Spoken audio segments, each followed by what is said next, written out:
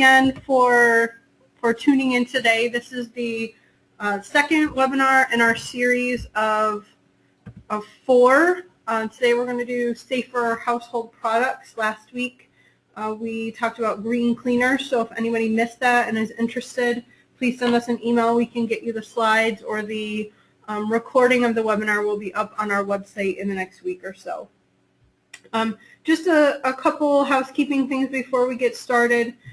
Everybody's phones are muted, so be sure to use the question box that's kind of in the webinar software if you have any either technical questions about the software, if you're having problems with the webinar, or if you have any questions related to the presentation itself. So we're going to talk for about an hour. It'll be an hour presentation, and then we'll have about 30 minutes left for Q&A. So you can go ahead and post your questions as we go. We'll get to them at the end, or you can save them at the end, whichever you feel most comfortable with.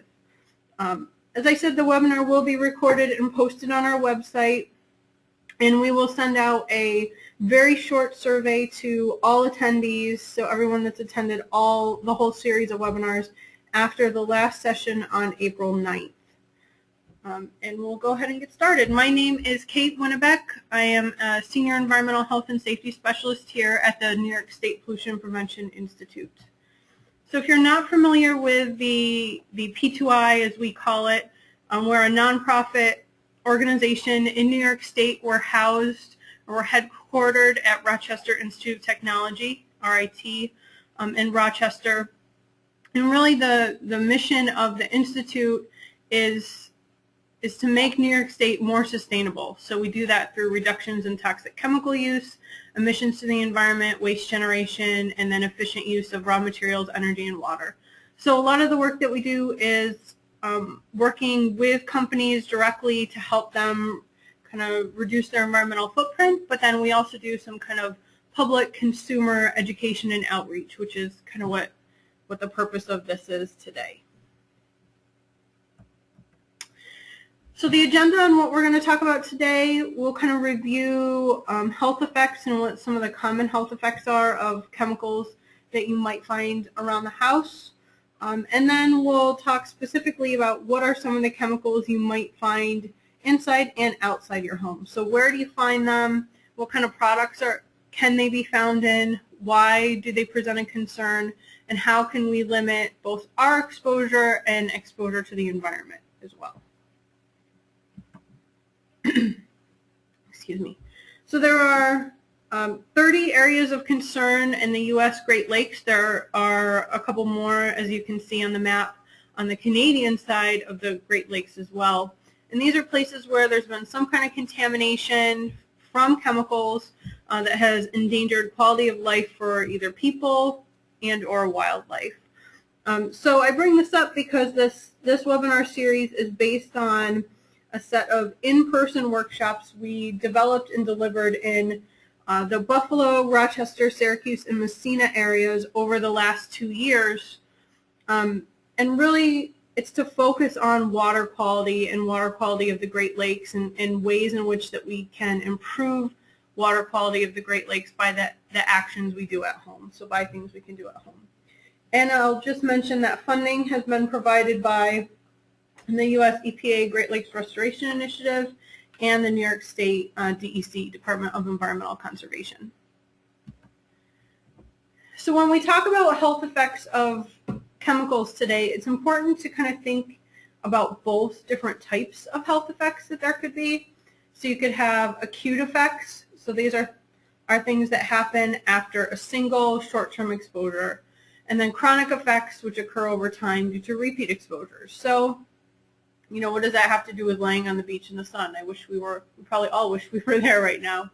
Or if you think about that, laying out in the sun, you have a very distinct acute exposure. If you're exposed to too much sun, you end up with a sunburn. Over time, that can lead to skin cancer. So you have very different effects. Sunburn is very different from skin cancer. The acute effects your body can typically recover from on its own or with kind of minimal intervention. And then chronic effects, typically you can't. They're usually much more severe, something that's a lot more difficult to kind of recover from. just something to think about as we talk through some health effects today, and keeping those in mind. And also that really any hazard, so being exposed to any chemical, is really dependent on three things and kind of the level of hazard. So the nature of the material, so how kind of inherently hazardous or inherently dangerous is some material that you're being exposed to. And then how much are you exposed to it, and how long are you exposed to it? If you can vary some of those things, some of the things we'll talk about today, maybe they're not realistic for you to totally eliminate Teflon coated pans, for example.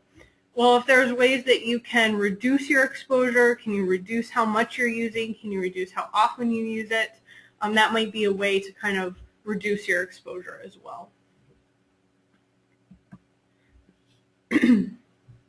And then endocrine disruption, just kind of a primer for everybody so everyone's kind of on the same page. And I bring up endocrine disruption because many of the chemicals that we'll talk about today are kind of suspected or known endocrine disruptors. And what this means is that these chemicals can affect your endocrine system. They can affect our hormone levels. And really they can do that in three main ways. They can either mimic a natural hormone, block the effects of hormones, or directly stimulate or inhibit the endocrine system. And you can kind of read there what exactly that means. So something that's pretty common, people can relate to birth control pills.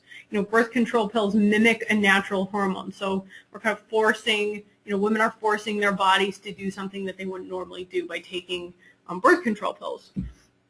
And then the important piece is that exposure has been linked to all these different effects. So you can see learning disabilities, attention deficit disorders, sexual development problems, feminization of males, masculine effects on females, which makes sense. If our hormone levels are disrupted, then those are the kind of effects that we will see. And then another thing to kind of consider and keep in the back of our minds is kind of concern around the amount of any chemical that we're exposed to on a daily basis. Typically the way that chemicals are regulated and limits of chemicals are regulated is that they consider the amount of chemical in one product, and that's kind of your daily exposure. So if we think about maybe BPA in canned food, for example, and we'll talk more about this in just a minute, is it fair to consider the amount of BPA that you find simply from a can of food, and should that be the limit, or are we really exposed to BPA all throughout the day through different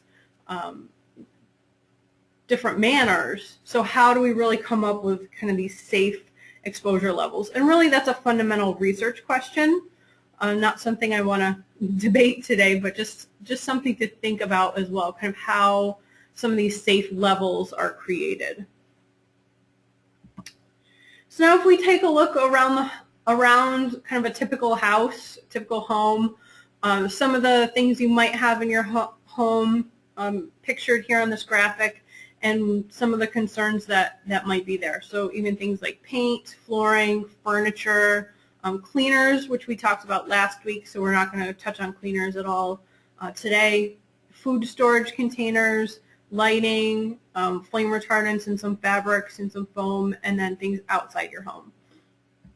So here are the things we're going to focus on today: flame retardants, lighting, foam furniture, electronics, food storage, and then things outside your home. So if somebody's interested in like paint, flooring, wood furniture, we have some additional information on those. We just didn't have time to get to everything today.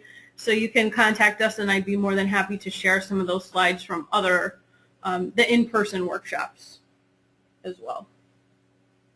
So we'll go ahead and jump right in. So in terms of plastics and how to really decipher plastics, so what's good, what's bad, what should we avoid, this is kind of a handy little chart that identifies the 7 different recycling codes, what type of plastic falls under that code, the numerical code that you can see all the way on to the right.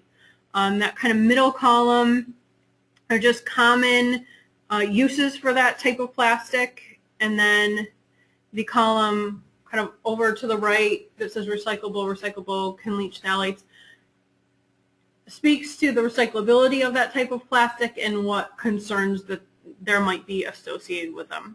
So you can see really the two to avoid are polyvinyl chloride number 3 and polystyrene number 6. And we'll go into some detail around both of those and why those are ones to avoid. And then number 7 is kind of the catch-all for other, so any other plastics that don't fall into the first 6. So in there you have polycarbonate, you have polylactic acid, so your green plastics, if you will, everything that's coming out and saying it's compostable now, those all fall in there. So number 7 can be kind of iffy, if you will. But this is really meant to be kind of a easy cheat sheet to see what's kind of preferred and what's better to avoid. So when we talk about polystyrene, and the big concerns with polystyrene, so polystyrene is styrofoam, right? So like your typical takeout container that's shown on the right side in that picture, that's, you know, very obviously styrofoam. It has that look and feel of styrofoam to it, very soft. A lot of to-go cups are polystyrene, so they might not have that same like soft, squishy styrofoam texture to them, but they're still polystyrene. I've noticed a lot of tops, especially like the cup that this woman is drinking from. The cup itself might be paper, but the top is typically polystyrene, and it will have the little number 6 or a PS on it, so you can see that. A lot of plastic forks and knives, silverware is polystyrene actually too. And the issue is that styrene can leach from polystyrene, so especially when it's hot. And we tend to use a lot of polystyrene for hot foods, you know, hot foods, hot drinks. It can be absorbed by the food itself as well. And then once you eat the food that has kind of absorbed the styrene, it can be stored in our own body fat. Okay, so it's thought that repeated exposure, so we do this kind of over time, can cause it to build up in the body as well. So some examples: styrofoam, disposable plates and utensils, foam meat trays, foam egg cartons. I've noticed some yogurt cups. Usually it's the single serve, kind of like your 4 6-ounce cups, as opposed to some yogurt you can buy in like a larger tub, like a 2-cup tub. Typically those are polyethylene. Those aren't usually polystyrene, but I encourage you to look, if you're a yogurt eater, somebody that eats yogurt pretty regularly, to take a look at the cups, because they do, and they vary even within the brand, I've noticed myself. So take a look at those, and it could be, and usually it's the very thin-walled containers. So some alternatives: obviously reusable cups, plates and utensils, wax-lined paper cups are better. Things like this greenware container that's pictured here, that's one that's made from polylactic acid, says it's, you know, 100% compostable. It's just a better choice than polystyrene. You can find, you know, polyethylene or PET single-serve containers also. And then Bisphenol A or BPA, typically found in polycarbonate, so shatter-resistant plastic. It's also in a lot of the resin used to line metal cans and in thermal receipt paper. So like the receipt you might get at a grocery store or clothing store may have BPA in the receipt. It is an endocrine disruptor linked to Down syndrome, obesity, hyperactivity, breast and prostate cancer, etc. And the concern is that it can leach out of containers into food and drink. You know, I'm sure most people have kind of heard baby bottles, sippy cups containing BPA are now banned here in the U.S. You can't buy them. anywhere, and it's due to that issue. It's due to the kind of endocrine disruption potential of BPA, and is also toxic to fish. So some ways that we can be exposed: eating or drinking food contaminated from the containers. Again, metal can linings, so the BPA leaches into the food, and then we eat the food that's in the metal can, and then we're ingesting the BPA as well. Last July, so July of 2013, the Food and Drug Administration banned the use of BPA in infant formula. So this was a big win for mothers everywhere, that a lot of ready-to-use infant formula, the actual liner of those cans was lined with BPA. And then contact with thermal receipt paper. 99% of our exposure comes from food, which is kind of interesting. So there are some things we can do around our food, and how the choices we make really does influence the amount of BPA that we're being exposed to. So some things you can do or actions you can take: any kind of infant food or children's food, replacing polycarbonate bottles. So you can't go out into the store now and buy a polycarbonate bottle that has BPA in it. But if you have older bottles, maybe you had children a couple years ago and you're going to have another one, if you're considering replacing bottles, I would go ahead and replace those. Or avoid, if you can't replace them, at least avoid heating milk or heating formula in them, because leaching of the BPA increases with heating. So if you can just use them for cold beverages, that's a lot better. There are some older reusable water bottles. A lot of those were made out of polycarbonate, because polycarbonate is a great material for that. If you drop a plastic bottle on the floor, you don't want it to shatter. So there are some of those that are still out there. I still have a few at home myself. So just being kind of choosy with how you use them, using them for cold drinks only, not washing them in the dishwasher, not washing them with anything really harsh like bleach, not storing anything acidic in them, because anything acidic will also increase leaching of BPA. Which brings me to canned foods. So if you need to be kind of choosy around what do you buy in a BPA-free can, because there are some manufacturers now that have BPA-free cans, think about foods that are very acidic.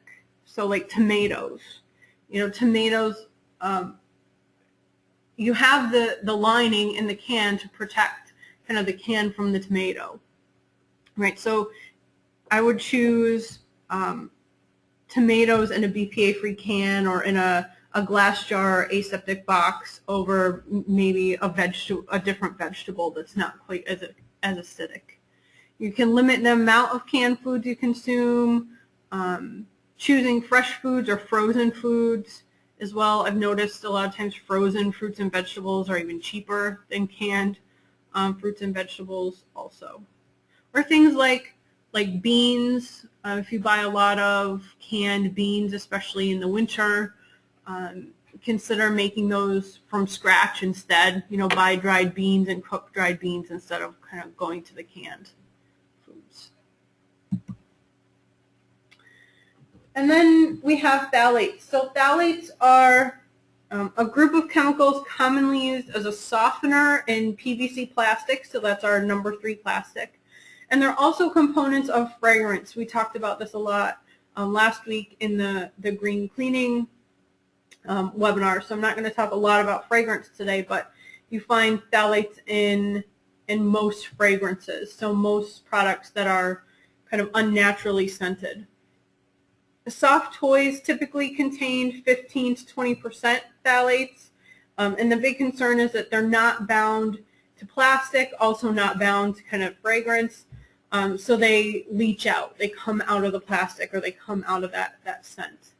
So they can be ingested when either children chew on plastic, or if our hands are dirty, so we've been handling something that has PVC that might have phthalates, and then we eat with our hands, and then we've ingested them.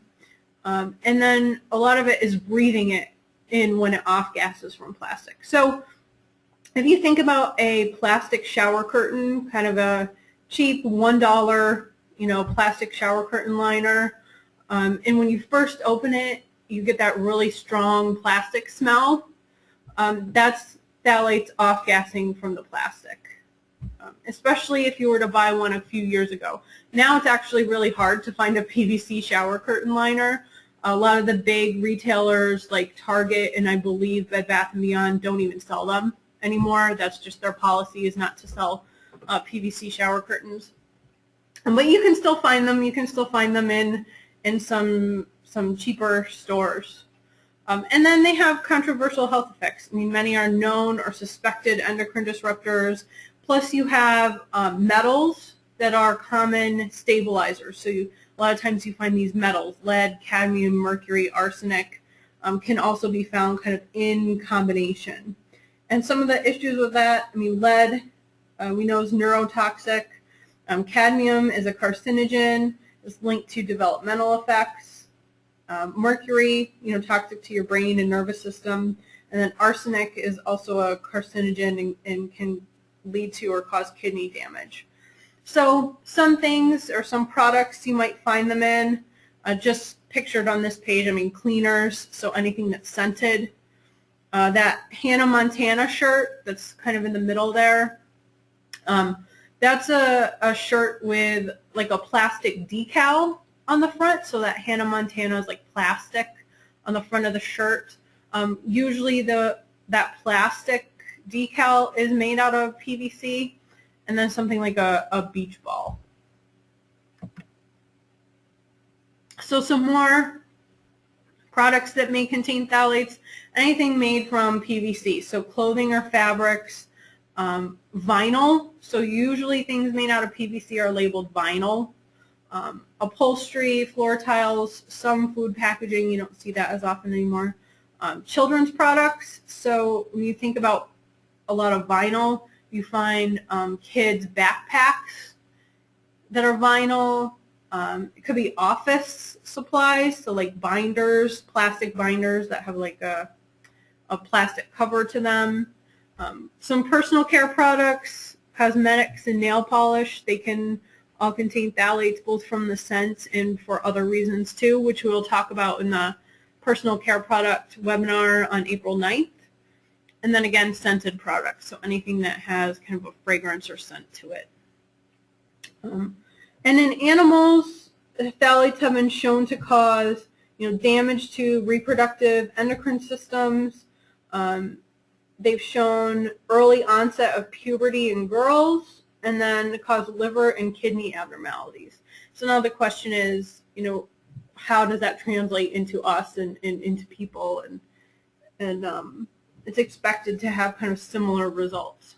So children are at especially high risk because they put a lot of things in their mouth. Infants might have greater exposure because they are ingesting indoor dust, simply because they're spending a lot of time on the ground. And we know that phthalates can be transferred through breast milk as well. Actually, a lot of chemicals can be transferred through breast milk from mothers to their children. And then this box over here kind of shows what studies have linked prenatal exposure to problems in children. So you can kind of read the list of different issues or concerns that are there as well. Due to that, or I should say, diet is the main source for most people. That's the way that people are getting phthalates. And it can be particularly from fatty foods, since phthalates are stored in fat. So once we get them into our body, they're stored in our fat, they're stored in animal fat, and then when we eat them, that's how we get exposed to them too. In 2008, the Consumer Product Safety Improvement Act, or the CPSIA, banned or restricted 6 different phthalates from children's products. So there are 3 specific phthalates that any article for children cannot contain more than 0.1% of. And then there are another set of 3 that any article placed in a child's mouth, so something that's intended to go in a kid's mouth, can't have more than 0.1% of those three. And then products for children under 3 that are intended to facilitate sleep, feeding, sucking, or teething limits all 6 of those to 0.1%. And the reason that this went through is really the link to endocrine disruption and the potential with children, and the fact that children are kind of disproportionately exposed through some of their toys and through some of their products. So what's interesting is that this does not apply to children's clothing. So like that Hannah Montana shirt on the last slide, it does not apply to that. So there's really no restrictions on clothes. So some actions you can take or things you can do: try to avoid plastics that are labeled number 3 or labeled vinyl or have, the words PVC on them. Avoid unnaturally scented products that contain fragrance as an ingredient. If you do have vinyl products, air them out before you bring them into your home. Let them kind of off gas, if you will, in a garage. Once the weather gets nice, maybe you can leave things outside for a day or two as well. Choose products that are labeled phthalate, vinyl, and or PVC free. Choosing toys that are made of safer plastics. And again, shower curtains made from safer plastics like EVA, PVA, or even fabric. I personally have used a fabric shower curtain for the last 5 years, and they work. They actually keep, I get that question all the time, but does it actually keep water in the shower? And yes, it does. They do actually work, and it's really nice because you can just throw it in the washing machine. About every other week we throw ours in, and it comes out nice and clean. We don't have to worry about trying to clean, one of those cheapy plastic curtains, which those never seem to come clean anyway. Perfluorooctanoic acid, or PFOA. This is what you might find in Teflon-coated nonstick pans. So any kind of Teflon coated pan will contain a small amount of PFOA. PFOA has been found in house dust, water, and food. It's been found in the environment.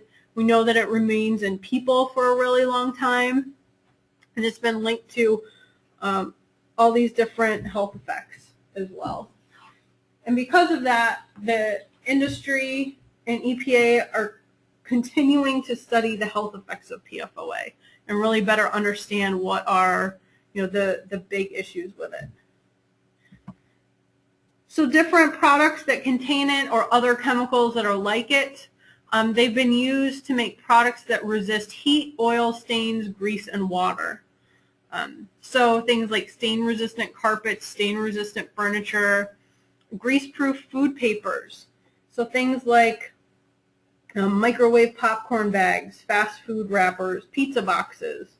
It's actually formed as a byproduct in the production of these other chemicals, fluorotelomers, which are used in grease-proof food papers. So that's why you kind of get PFOA in the food papers as well. Non-stick pans, some cosmetics will have products like this, cleaners, some clothing. If you've seen, like years ago, they had a Dockers TV commercial where I think the guy spilled coffee or something all down his pants, but then he stood up and just brushed it off, and the coffee kind of rolled off of his pants. Those pants were probably treated with a very similar chemical. If you see clothing that's, what's it called, where you don't have to iron it, you know what I mean. then a lot of those are treated with some kind of chemicals so that you can kind of take it out of the dryer. You don't have to iron it. It already has the creases in it. Then that can be treated as well. Or anything that's kind of stain resistant will probably have a chemical like this. So some things that you can do to avoid PFOA: if you're going to use nonstick pans, avoid overheating food in nonstick pans, avoid burning food in nonstick pans. A higher amount of PFOA is released the hotter the pan gets. So if the pan gets really screaming hot, then that's when you're going to have more PFOA that's actually released. You can choose non-reactive cookware and cooking utensils, so things like, you know, aluminum, silicone, glass, cast iron, those are all great alternatives. Vacuuming and dusting your home frequently. So if you do have, excuse me, like stain-resistant carpets or stain-resistant furniture, and you obviously aren't going to go replace those today, you know, just think about keeping them clean, because every time you sit down on your couch, every time you sit down and get back up, there's a little bit of dust that's created. And then that dust gets into our carpets, gets into the air. So cleaning that frequently will just kind of reduce your exposure to that. And of course, if you can avoid stain-resistant carpets, stain-resistant clothes, other fabrics, you know, that's obviously the best choice.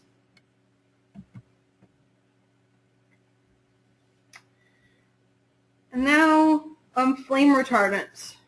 So flame retardants are chemicals added to plastics and foam products to make them less likely to catch fire and burn. And then usually we inhale them or we ingest dust that contains them.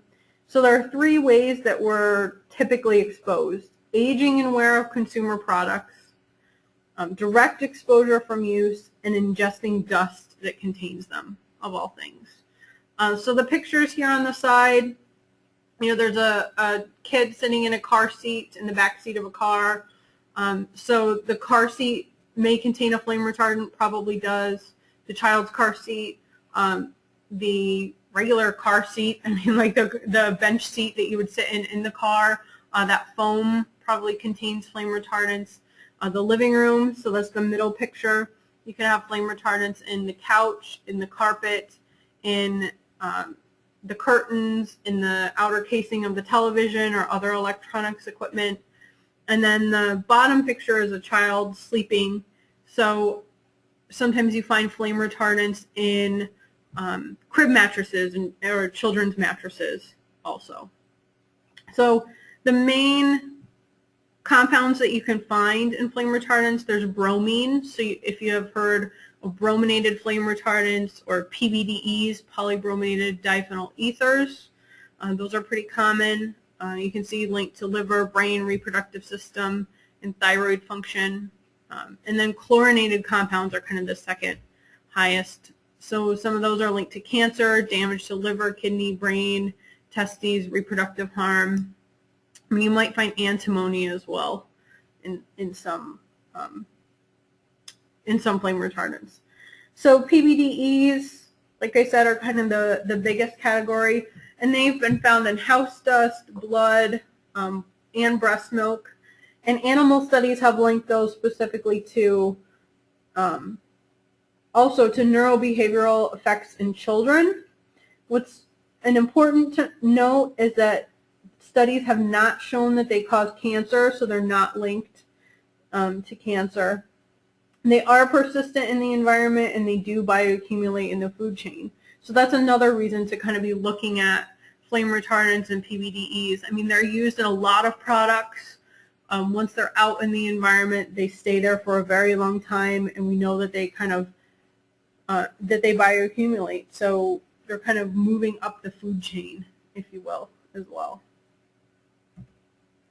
So some products that typically contain them, just to go in a little bit more detail, anything that's like molded foam. So think about couch cushions, upholstered furniture, car seats, again, children's car seats, and kind of just this bench seat that's in your car, carpet padding, molded foam, children's products, fabrics, electronics, so the outer casings of televisions, computers, video game consoles, all those things can contain some kind of flame retardant. There have been a couple studies done recently looking specifically at baby products, so I'll just mention this kind of briefly. And they found, one study found chlorinated flame retardants in 85% of products, and the other found either a chlorinated or brominated flame retardant in 78% of products. So those are things like changing pads, Car seats again, high chairs, strollers, nap mats, a lot of different products you can find them in. So some things you can do or actions that you can take. Opt for materials that might not contain them. So things that are leather, wool, cotton. In the case of children's pajamas, you can look for 100% cotton, the tight-fitting cotton pajamas. They'll have a giant yellow tag on them that says that they are not treated with a flame retardant. Those are the ones to look for. When you're buying electronics, you can choose brands that don't contain or are committed to phasing out brominated, chlorinated flame retardants. Many of the big name common brands have done this, and if you go on their website, they will talk about it too, because it's something they want to be known. They want to be recognized for it. Washing foam products or even fabrics, so things like your curtains. Curtains might be treated with flame retardant, but washing them regularly. Avoid children chewing on electronic products. Again, vacuuming and dusting regularly. If one of the biggest ways that we're exposed is ingesting dust, then if we can vacuum and dust, then we won't have that in the air, to be exposed to. And then inspect and replace foam items when they start to rip, tear, or degrade. So when you have things that are foam and they start to kind of wear out, just replacing them when you can.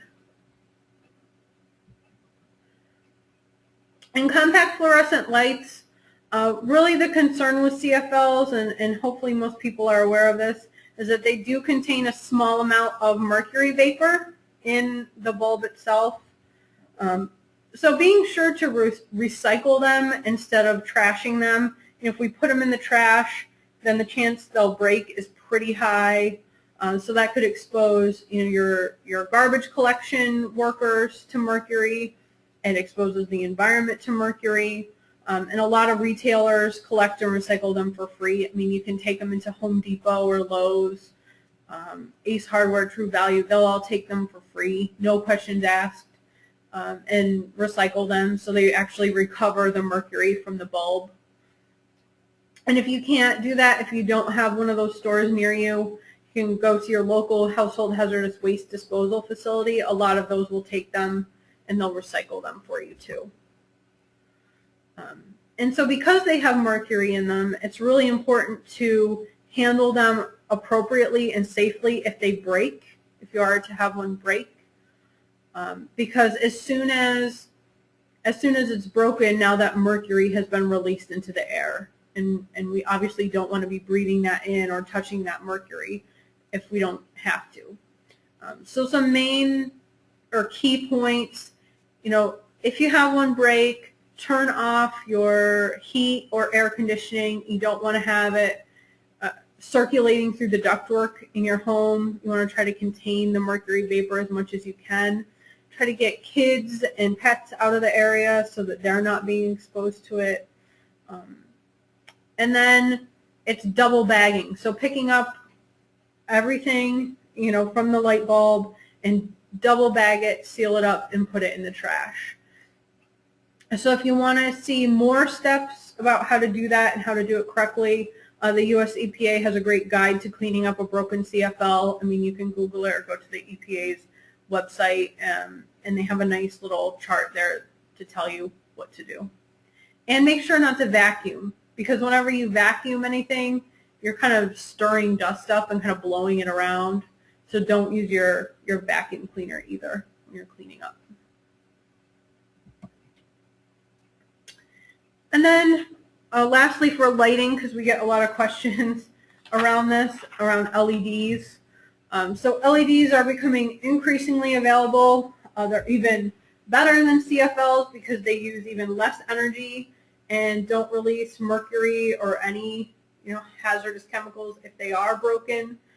They do cost more than CFLs, but they last about 3 times longer than CFLs do. So again, another choice that's out there, another more energy efficient choice that's out there. And this is all based on a study done by the U.S. Department of Energy in February of 2012, so pretty recent data too. Kind of a personal note, we just redid part of our basement and decided to put in LED lights in our basement, and so far we've been really happy with them. The light itself looks really nice, the quality is nice, and really they didn't cost significantly more. I mean, it wasn't a little bit more than like a CFL or incandescent, but it was not significant. And you can find them, I mean, we got ours at Home Depot, so you can find them at Home Depot, Lowe's, you know, Amazon. They're very common now. And then the last section here are things you can do outside your home. So fertilizers, pesticides, some tips for watering, and some tips for mowing too. So the concern with pesticides and fertilizers, they're often rinsed off the ground when it rains. So looking at when they're applied and if they're applied at the appropriate time. So they end up in our storm sewers. Our storm sewers are typically discharged directly to water sources. So they're not, the water that goes down the storm sewer is not typically treated before it's released to, like in our case here in Rochester, it goes directly into Lake Ontario. And in most municipalities, it goes directly into some water body, some lake, some river, without being treated. Pesticides, you know, of course, depending on the toxicity of the pesticide, how much you're exposed to, duration of exposure, etc. But some are linked to birth defects, nerve damage, cancer, other effects, especially if you're exposed over a long period of time, or to a very high amount at once. And then many fertilizers have significant amounts of nitrogen and phosphorus. So these can lead to excessive algae growth. If you see, sometimes we see that about midsummer, you might see some lakes or rivers similar to the kind of bottom right picture with the algae growing on top of the lake, on top of a river.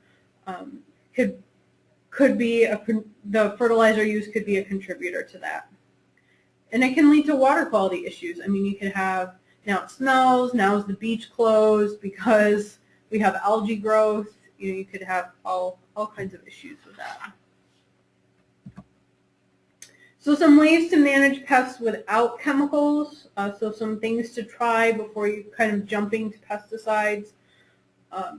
Keeping food and food scraps, garbage, pet food and water, kind of keeping those sealed, keeping those away from any pests that might be seeking them, if you will. Fix leaky plumbing, eliminate standing water, you know, keeping, on the same vein, keeping swimming pool water treated, closing off any entryways or hiding places. So how could any pests kind of get into your home?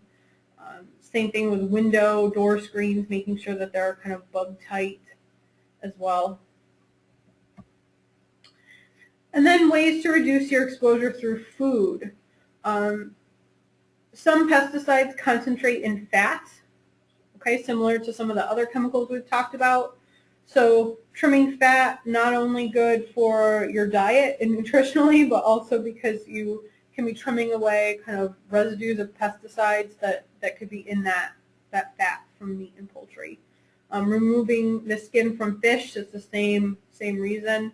You know, rinsing fruits and vegetables, cooking or baking foods, growing your own food, not fishing in contaminated water bodies, and not picking wild plants or especially like wild berries. You know, we did that when I was a kid all the time, growing right next to the road or right next to kind of a hedgerow between farm fields, you know, not knowing what kind of chemicals the farmers are using and if that's really safe to be ingesting them. And then just some reminders for everybody, if you are using chemical pesticides, you know, storing them out of children's reach in locked cabinets or garden sheds. Before applying pesticides, removing children and toys and pets in their toys, or like a dog house, you know, removing those kind of things from the area before you apply any kind of pesticides.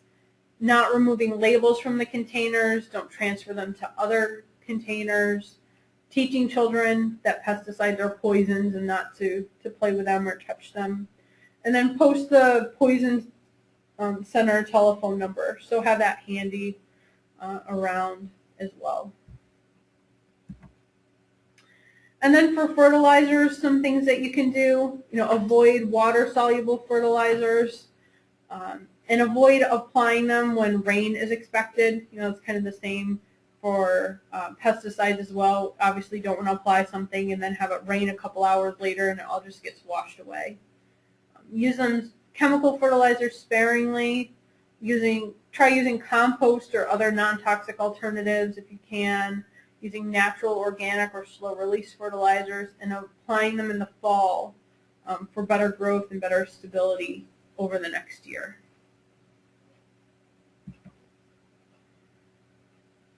And then, again, hopefully most of these are reminders for everybody, some things to do to reduce water use, water contamination, only watering lawns when really necessary. Your lawn only needs about 1 inch of water every week in the summer for it to stay green, and that includes rain. So you really don't need a lot of water. Your lawn doesn't need a lot of water to stay nice and green. Water during the coolest part of the day to prevent evaporation, watering in the shade if you can. Keep grass tall. Tall grass shades each other, which slows growth, so now you don't have to mow your lawn as often either, which is always a bonus. Mulch grass to return nutrients to the lawn. You can also mulch leaves in the fall. We've done that at our house for years. The first year we raked leaves and said, we don't want to do this again. It's such a pain in the butt. So every year now we mulch leaves right into our lawn. And I'm always surprised every spring when the snow melts that there's really no sign of leaves on the grass. They disappear over the winter. I'm using gray water or collected water to water plants, to water lawns or grass. Checking for leaks in hoses, sprinklers, faucets, etc., and then obviously repairing them. Checking cars for leaks, cleaning up those spills and leaks with absorbents. Washing cars in a car wash or on the lawn or a non-paved surface. Similar to fertilizers and pesticides, if you wash your car in your driveway, now all the soap and everything is just washing down into the storm drain, which goes directly to a water body. So doing it on the lawn, washing your car on the lawn or a non-paved surface, now at least it's filtering through the soil, which is kind of cleaning it before it gets down to the water. Testing soil before applying fertilizers, disposing of pet waste in the trash instead of leaving it out to kind of degrade on its own. Use de-icing salts only when you really need them. And you can have well water tested for pesticides. It's not typically done, but you can do that. I would suggest if someone is interested in reaching out to your local health department that they may be able to do that for you or suggest someone that can do it for you. And I'm not sure what the cost would be with that, but you could definitely talk to your health department. And then lastly, driveway sealers. So there are really two kinds of driveway sealers that you can have. So this is like when you have, at least around here, usually we get flyers in the summer, right, from people that want to come and seal your driveway. You have coal tar based or asphalt based. Coal tar based contains high levels of PAHs or polyaromatic hydrocarbons. They wear off over time, and really the PAHs contaminate water, streams, and lakes. So that's kind of the concern with them. You can read in that red box on the right, it can cause tumors in fish, disrupt reproduction of fish or other aquatic organisms. Some are known carcinogens. So the alternative are asphalt-based. So these are made from asphalt cement. They don't contain PAHs. They don't crack. They actually last longer. So there's some brands that are listed there. So if you were interested, you could ask somebody that's going to come and do your driveway, what kind of sealer do they use? Can they use one of these that are listed here? If you are somebody that chooses to seal your own driveway, so you're going to go to the store and buy, a 5-gallon bucket of driveway sealer, at least it's my understanding here in New York, you cannot buy a coal tar based driveway sealer in the store. You can only buy an asphalt based.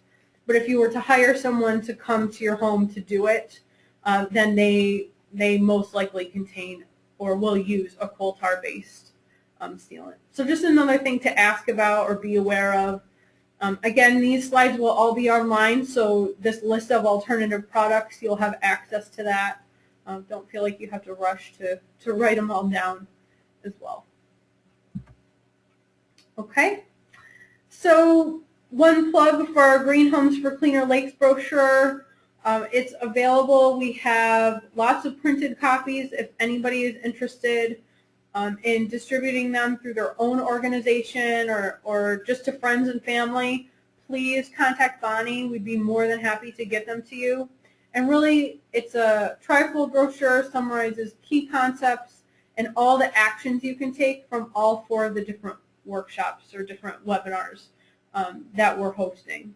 So if you're interested, please contact Bonnie. Or you can reply to the email you got from Kathy for this webinar. That's fine too. And then the last 2 webinars next week, we will be talking about hazardous waste at home. So how to identify hazardous waste that you might have around the home, how to dispose of it safely, what some of the concerns are with pharmaceuticals, and what are the right ways to dispose of any kind of waste medications you might have at home. And then the last one is 2 weeks from now on April 9th, and that is the potential hidden dangers of personal care products. So we're going to talk about ingredients. We'll talk about how personal care products are regulated, what some of the regulations are, some of the gaps in the regulations, and then talk specifically about different ingredients you might find, what the concerns are with them, how to avoid them, some really great resources that are available online to help you shop. There's a lot of great apps that are out there now to help you kind of be a better, more informed shopper. So we're going to go through all of those as well. So I'll leave this slide on here in case anybody wants to get Bonnie's contact information. So that's kind of it for the presentation. So do we have any questions?